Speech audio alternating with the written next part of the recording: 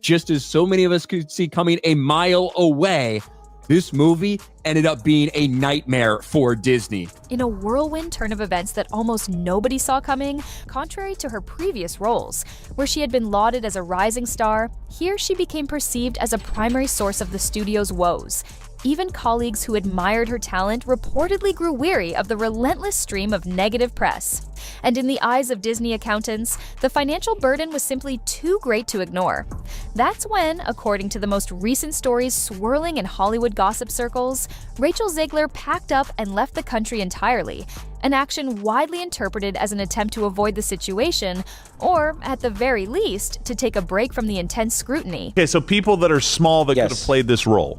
Yeah. The 7 dwarfs. So actual dwarfs were like, what is a dwarf versus a midget? I don't know the difference, but I know there is one. I knew one angry midget, which, by the way, I think they all are. But I met one. I knew one. He's a comic in Tacoma. Reports have surfaced that Rachel Zegler has packed her bags and fled the country after executives at Disney made the extraordinary demand for a refund on portions of her salary. This unfolding drama, fueled by tense relations on the set of the much-anticipated Snow White adaptation, has cast a long shadow over the production. There's no doubt at all that they spent well over $300 million just on the production of this movie. That doesn't include the marketing cost. And overshadowed any hope for a triumphant release.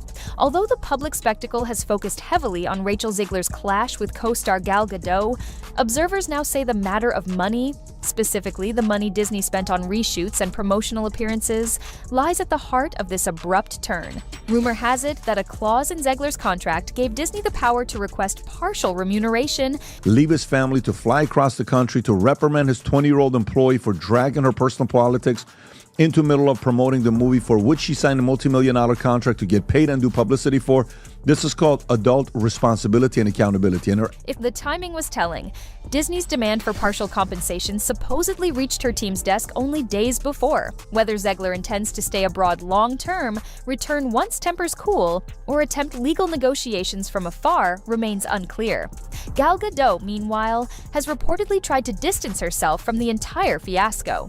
During the final stages of post-production, she was rarely seen with Zegler, preferring to fulfill her obligations swiftly and with minimal fanfare. Insiders say Gadot found the constant controversies draining, especially since she saw her role as the evil queen as an exciting opportunity to revisit one of Disney's most iconic villains in a new way. Yet any hopes of producing a timeless cinematic moment were drowned out by the relentless headlines focusing on political disagreements and personal vendettas. Public relations experts speculate that Disney may attempt one last round of damage control, perhaps by downplaying Rachel Zegler's involvement or emphasizing other aspects of the production, visual effects, supporting characters, or new songs. But at this late stage, turning around the dominant media narrative is a Herculean task. Even if the studio pulls out all the stops, critics have already latched onto the notion that Snow White is a project in disarray, overshadowed by its lead's bitter feud and the internal strife that turned filming into a nightmare. Early analysis from box office watchers shows a worrying trend. People who might otherwise look forward to a lavish Disney remake say they're put off by the negativity. Longtime devotees of the original 1937 classic Express concerned that the new adaptation disregards the simple charm that made Snow White a beloved symbol of innocence and hope. The tension between Zegler and Gadot, widely publicized, has turned what should be a heartwarming revival into a cautionary example of how a film can implode under the weight of private hostilities and public controversies. The question of how the dispute escalated to the point of a refund request remains one of the most buzzed about aspects in the industry. A leading theory holds that the studio calculated losses tied to the numerous abandoned promotional events. Instead of benefiting from the synergy of its stars, production disruptions led to significant financial losses. Through a series of canceled appearances, excruciating retakes, and ongoing disputes, the film's budget reportedly spiraled so far out of control that the studio decided to enforce that clause. From the moment it was announced that Rachel Zegler would star opposite Gal Gadot in a reimagining of a classic Disney fairy tale, and the changes that Disney made to a classic story, a beloved animated classic, the project attracted tremendous attention. Early talk painted the film as a bold, modern take on Snow White. preserving the essence of the beloved story while infusing it with new lessons relevant to contemporary audiences. There was optimism about melding the fairy tale magic of the original with a progressive spin that might appeal to a generation raised on live-action reboots. Disney found itself scrapping press tours, photo ops, and talk show circuits that might otherwise have boosted pre-release ticket sales. Coupled with the expensive reshoots that seemed to revolve around reconciling irreconcilable differences, the budget soared well beyond initial estimates. That laid the groundwork for the extraordinary measure of demanding money back from an actor. Adding to the melodrama, some insiders claim that the row between Zegler and Godot was more personal than ideological. They mentioned petty disputes over who got top billing in the promotional material, who had final say in certain costume decisions, and whose trailer was allocated more perks. In a high-stakes environment where every decision is magnified by the glare of a storied Disney adaptation, these trifling matters can breed enormous resentments. In the midst of it all, fans of Rachel Zegler still rally to her defense, arguing that she was standing up for what she believed in.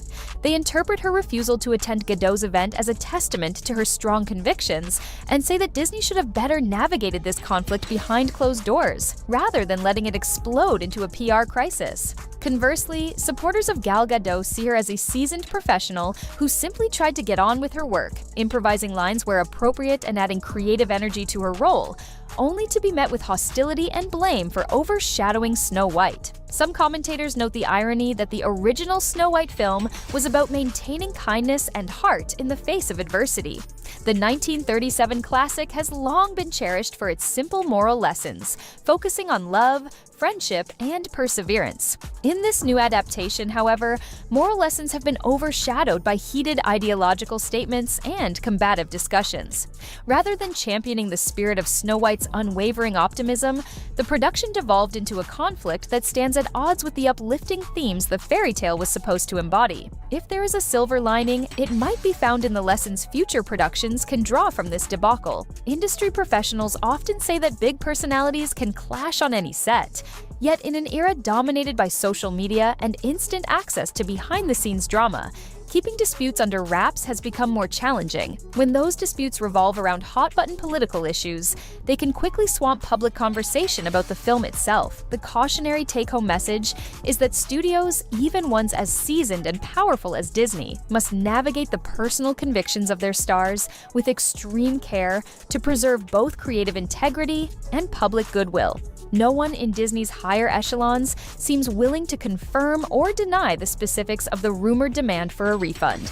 Official statements remain non-committal, referencing only internal financial processes and ongoing discussions. Nonetheless, the entertainment world has latched onto the notion that Zegler's abrupt departure from the country is tied to a scramble to avoid paying back part of her salary or to delay the enforcement of contract clauses by removing herself from the immediate reach of U.S. legal avenues.